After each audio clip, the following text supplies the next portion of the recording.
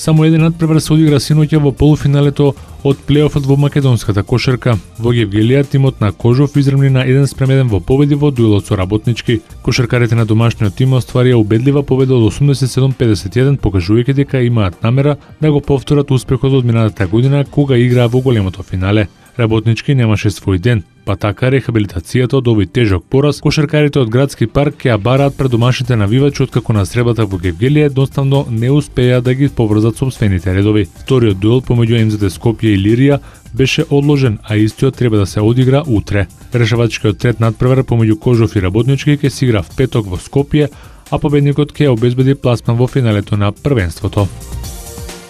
Монако му врачи отказ на италијанскиот стратег Клаудио Раниери, кој повеќе не е на кормилото на клубот. Раниери во Монако дојде во 2012 година кога овој клуб играше во втората француска лига и сезонова повраќањето го одведе до второто место по големите вложувања на сопственикот Риболовиев. Сакаме да му се заблагодариме на Раниери, направи голема работа за клубот. Не беше лесно да се донесе оваа одлука. Сакаме нашиот тим да игра поофанзивно, сакаме напајачки фудбал за да уживаат нашите навивачи. Ние сме амбициозен клуб и сакаме современ тренер кој ќе донесе нови методи на работа, изјавија од клубот. Не е познато кој ќе го замени Раниери, а како потенцијални кандидати се споменуваат имињата на Зинедин Зидан, Роберто Манчини и Леонардо Жардин.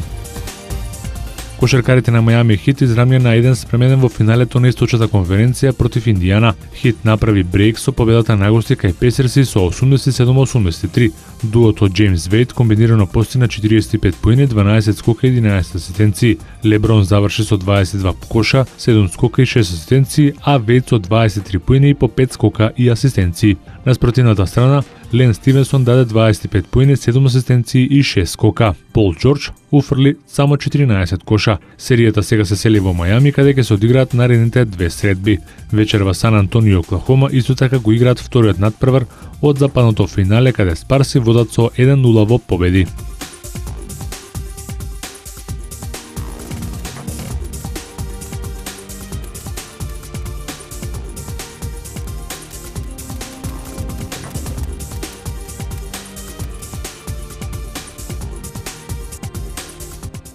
Тимот на Кливленд Кавалерс повторно ја доби шансата да избира прв на овогодинешниот NBA драфт. Ова е втор пат поред Кавалерси да го добијат правото први да одбираат на NBA драфтот, а трет пат во последните 4 години имаат среќа во лотаријата. Неголеми шанси на лотаријата имаа Милуоки Бакс 25%, но Кливленд го доби правото со процент од 1,7.